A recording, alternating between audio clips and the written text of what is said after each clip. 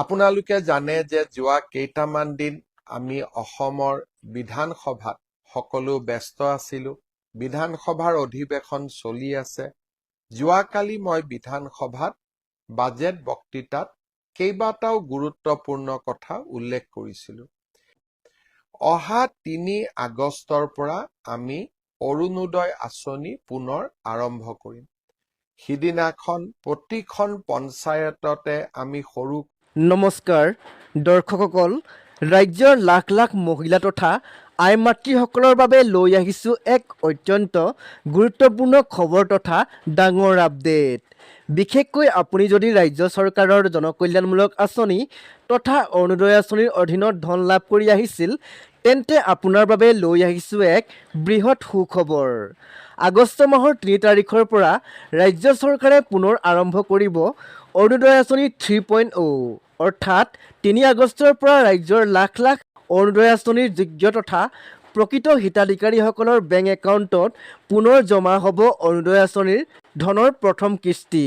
মুখ্যমন্ত্ৰী মহোদয়ে ঘোষণা কৰে যে গাঁও সভাৰ জৰিয়তে চৰকাৰে আগষ্ট মাহৰ ৩ তাৰিখে অৰুণোদয় আঁচনিৰ প্ৰথম কিস্তিৰ ধন ৰাজ্যৰ লাখ লাখ অৰুণোদয় আঁচনিৰ হিতাধিকাৰী আই মাতৃসকলক প্ৰদান কৰিব। তদুপৰি মুখ্যমন্ত্ৰী মহোদয়ে অৰুণোদয় আঁচনিৰ সম্পৰ্কে আৰু কি ঘোষণা কৰিছে আৰু লগতে অৰুণোদয় আঁচনিৰ সন্দৰ্ভত ৰাজ্য চৰকাৰে নতুনকৈ আৰু কি সিদ্ধান্ত ল'লে, এই সকলো বিষয়ে আজিৰ এই ভিডিঅ'টোৰ জৰিয়তে আমি বিস্তাৰিতভাৱে আলোচনা কৰিম। গতিকে অনুগ্ৰহ কৰি ভিডিঅ'টোত এটা লাইক কৰি ভিডিঅ'টো অকণমানো স্কিপ নকৰি সম্পূৰ্ণকৈ চাব। প্ৰিয় দৰ্শকসকল, মুখ্যমন্ত্ৰী মহোদয়ে কি কৈছে প্ৰথমে ভিডিঅ'টো এবাৰ চাই লওঁ আহক। আমি নিৰ্বাচনৰ আগতে যিবিলাক জনদৰদী কল্যাণকামী আঁচনি হাতত লৈছিলো, বাজেটৰ কাৰণে আঁচনিবোৰ মাজত দুটামাহ আমি কৰিব পৰা নাছিলো, তাক পুনৰ আৰম্ভ কৰাৰ বিষয়েও আমি এইবাৰ বাজেটত উল্লেখ কৰিছো। অহা ৩ আগষ্টৰ পৰা আমি অৰুণোদয় আঁচনি পুনৰ আৰম্ভ কৰিম। সিদিনাখন প্ৰতিখন পঞ্চায়ততে আমি সৰুকৈ এখন সভা অনুষ্ঠিত কৰিম আৰু অৰুণোদয় আঁচনিৰ প্ৰথমটো কিস্তি নতুন চৰকাৰৰ আমি প্ৰদান কৰিম। ঠিক তেনেকৈ ৬ আৰু ৭ আগষ্ট তাৰিখে ইতিমধ্যে প্ৰিয় দৰ্শকসকল, মুখ্যমন্ত্ৰী মহোদয়ে কৈছে যে নিৰ্বাচনৰ পূৰ্বে ৰাজ্য চৰকাৰে যিবিলাক জনকল্যাণমূলক আঁচনি গ্ৰহণ কৰিছিল, সেই আঁচনিসমূহ বাজেটৰ বাবে অসমৰ লাখ লাখ হিতাধিকাৰীসকলে বিগত কেইটামান মাহত অৰুণোদয় আঁচনিৰ লগতে বিভিন্ন সমাজ কল্যাণমূলক আঁচনি বা মহিলা উদ্যমিতা আঁচনিৰ ধন হিতাধিকাৰীসকলে লাভ কৰিব পৰা নাছিল, যিহেতু সেই সময়ত অসমত বিধানসভাৰ নিৰ্বাচন অনুষ্ঠিত হৈছিল। গতিকে ৰাজ্য চৰকাৰে যিবিলাক জনকল্যাণমূলক বা মহিলা উদ্যমিতা আঁচনি নিৰ্বাচনৰ পূৰ্বে গ্ৰহণ কৰিছিল, সেই আঁচনিসমূহ পুনৰ ৰূপায়ণ কৰিবৰ বাবে এইবাৰ অনুষ্ঠিত হোৱা 2026-27 বৰ্ষৰ পূৰ্ণাংগ বাজেট অধিৱেশনত উল্লেখ কৰা হৈছে।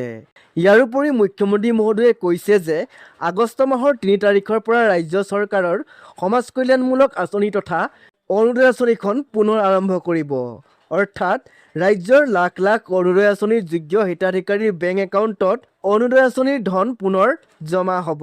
লগতে মুখ্যমন্ত্ৰীগৰাকীয়ে কয় যে আগষ্ট মাহৰ ৩ তাৰিখে ৰাজ্যৰ প্ৰতিটো পঞ্চায়তত এখনকৈ সভা অনুষ্ঠিত কৰা হ'ব আৰু এই বছৰৰ নতুন চৰকাৰৰ তৰফৰ পৰা অৰুণোদয় আঁচনিখনৰ যোগ্য হিতাধিকাৰীসকলক অৰুণোদয় আঁচনিখনৰ প্ৰথমটো কিস্তি প্ৰদান কৰিব। গতিকে দৰ্শকসকল, আপুনি যদি ৰাজ্য চৰকাৰৰ অৰুণোদয় আঁচনিখনৰ অধীনত ধন লাভ কৰি আহিছিল, তেন্তে আপুনি নিজৰ বেংক একাউণ্টটো সাজু কৰাৰ সময় একেবাৰে কাষ চাপিল। গতিকে নিশ্চিত কৰক যে আপোনাৰ বেংক একাউণ্টটো সঠিক হৈ আছেনে নাই। নহ'লে আপুনি ৰাজ্য চৰকাৰৰ অৰুণোদয় আঁচনিখনৰ এজন যোগ্য হিতাধিকাৰী হৈও আগষ্ট মাহৰ ৩ তাৰিখে অৰুণোদয় আঁচনিৰ ধন লাভ কৰিবলৈ সক্ষম নহ'ব পাৰে। সেয়েহে অকণমানো পলম নকৰি নিজৰ বেংক একাউণ্টটোৰ সকলো ডিটেইলছ সঠিক আৰু পৰীক্ষা কৰি ৰাখিব, যাতে আগষ্ট মাহৰ অৰুণোদয় আঁচনিৰ ধন আপুনি ধুনীয়াকৈ লাভ কৰিব পাৰে। প্ৰিয় দৰ্শকসকল, এতিয়া আহক অৰুণোদয় আঁচনি সম্পৰ্কে সঘনাই সোধা কিছুমান প্ৰশ্নৰ বিষয়ে আলোচনা কৰোঁ।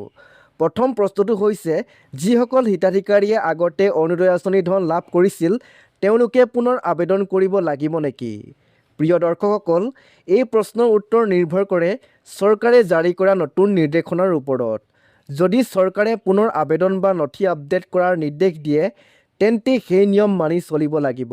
কিন্তু চৰকাৰী নিৰ্দেশনা নহা পৰ্যন্ত আপুনি এই বিষয়ত চিন্তা কৰাৰ কোনো বিশেষ প্ৰয়োজন নাই।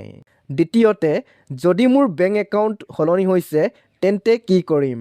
প্ৰিয় দৰ্শকসকল, যদি আপোনাৰ বেংক একাউণ্ট সলনি হৈছে, তেন্তে চৰকাৰী বিভাগ বা নিৰ্দিষ্ট বিভাগৰ নিৰ্দেশনা অনুসৰি তথ্য আপডেট কৰাটো অতি প্ৰয়োজনীয়। পুৰণি একাউণ্ট বন্ধ হৈ থাকিলে বা নিষ্ক্ৰিয় হ'লে ধন জমা হোৱাত সমস্যা হ'ব পাৰে। প্ৰিয় দৰ্শকসকল, অৰুণোদয় আঁচনিখন আজিৰ দিনত অসমৰ প্ৰায় প্ৰতিখন গাঁও, প্ৰতিখন চহৰ আৰু অগণন পৰিয়ালৰ মাজত সুপৰিচিত। বিশেষকৈ যিসকল আই মাতৃ আৰু আৰ্থিকভাৱে দুৰ্বল পৰিয়ালে এই আঁচনিৰ সুবিধা লাভ কৰি আহিছে, তেওঁলোকৰ বাবে অৰুণোদয় শব্দটো কেৱল এখন চৰকাৰী আঁচনিৰ নামেই নহয়, বহু পৰিয়ালৰ বাবে ই দৈনন্দিন জীৱনৰ এক গুৰুত্বপূৰ্ণ সহায়ৰ প্ৰতীক। প্ৰিয় দৰ্শকসকল, অৰুণোদয় আঁচনিৰ মূল উদ্দেশ্য হৈছে আৰ্থিকভাৱে দুৰ্বল আৰু চৰকাৰে নিৰ্ধাৰণ কৰা যোগ্য পৰিয়ালসমূহক আৰ্থিক সহায় আগবঢ়োৱা। সেয়েহে এই আঁচনিৰ সুবিধা সকলো নাগৰিকে লাভ কৰিব নোৱাৰে। চৰকাৰে নিৰ্ধাৰণ কৰা নিয়ম আৰু যোগ্যতাৰ ভিত্তিতহে হিতাধিকাৰী বাছনি কৰা হয়। সেইবাবে এটা কথা সকলোৱে মনত ৰখা উচিত যে যদি কোনো ব্যক্তি আগতে সুবিধা পাইছিল বুলিয়েই ভৱিষ্যতেও সুবিধা পাব তেনেকুৱা নহয়। চৰকাৰে সময়ে সময়ে নীতি, যোগ্যতাৰ মানদণ্ড বা হিতাধিকাৰীৰ তালিকাৰ পৰ্যালোচনা কৰিব পাৰে। যিসকল প্ৰকৃততে চৰকাৰৰ নিৰ্ধাৰিত যোগ্যতাৰ ভিতৰত পৰে, তেওঁলোকৰ বাবে নিজৰ নথিপত্ৰ সঠিক ৰখাটো অত্যন্ত গুৰুত্বপূৰ্ণ। ইয়াৰ অৰ্থ হৈছে চৰকাৰে যিসকলক যোগ্য হিতাধিকাৰী হিচাপে স্বীকৃতি দিয়ে, তেওঁলোকেই সুবিধা লাভ কৰিব। কোনে ধন পাব বা নাপাব সেই সিদ্ধান্ত চৰকাৰৰ বিভাগে নিজৰ নিয়ম অনুসৰি লয়। এই সময়ছোৱাত হিতাধিকাৰীসকলে নিজৰ বেংক একাউণ্ট সক্ৰিয় আছেনে নাই, KYC সম্পূৰ্ণ আছেনে নাই আৰু প্ৰয়োজনীয় তথ্য সঠিক আছেনে নাই সেয়া পৰীক্ষা কৰি ৰখাটো উপযোগী। প্ৰিয় দৰ্শকসকল, আজি আমি এই ভিডিঅ'টোৰ জৰিয়তে আলোচনা কৰিলোঁ যে আগষ্ট মাহৰ পৰা অৰুণোদয় আঁচনিৰ ধন ৰাজ্যৰ লাখ লাখ অৰুণোদয় আঁচনিৰ হিতাধিকাৰীসকলে পুনৰ লাভ কৰিব। তদুপৰি বিগত কেইটামান মাহত অৰুণোদয় আঁচনিৰ ধন ৰাজ্যৰ লাখ লাখ হিতাধিকাৰীসকলে কিয় লাভ কৰা নাছিল সেই বিষয়েও আমি আলোচনা কৰিলোঁ।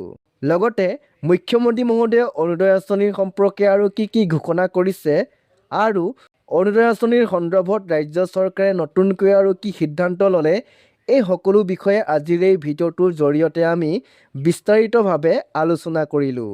ইয়াৰ উপৰি ৰাজ্য চৰকাৰে যিবিলাক জনকল্যাণমূলক বা মহিলা উদ্যমিতা আঁচনি নিৰ্বাচন পূৰ্বে হাতত লৈছিল, সেই আঁচনিসমূহ পুনৰ ৰূপায়ণ কৰিবৰ বাবে এইবাৰ অনুষ্ঠিত হোৱা 2026-27 বৰ্ষৰ পূৰ্ণাংগ বাজেট অধিৱেশনত এই আঁচনিসমূহৰ বিষয়ে কি উল্লেখ কৰা হৈছে এই সম্পৰ্কেও আমি বিতংকৈ আলোচনা কৰিলোঁ।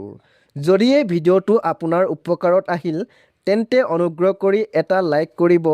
যদি এতিয়াও আমাৰ চেনেলটো ছাবস্ক্ৰাইব কৰা নাই তেন্তে এতিয়াই ছাবস্ক্ৰাইব কৰি বেল আইকনটো অন কৰি ৰাখিব, যাতে আগন্তুক সময়ত সকলো গুৰুত্বপূৰ্ণ আপডেট সৰ্বপ্ৰথমে আপুনি লাভ কৰিব পাৰে।